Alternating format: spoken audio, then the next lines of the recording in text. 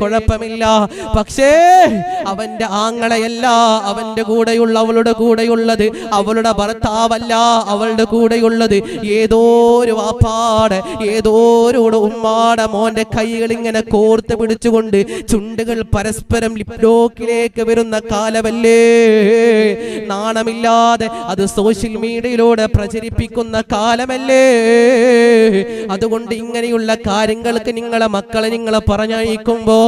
എന്റെ മോള് എന്റെ മോന് ഇതിലൊരു സുരക്ഷിതത്വമുണ്ടോ എന്ന് ഞാനും നിങ്ങളും ചിന്തിച്ചു പോകണേ. അല്ലാഹു മനസ്സിലാക്കാ, അല്ലാഹു നമുക്ക് തൗഫീഖ് ചെയ്യട്ടെ.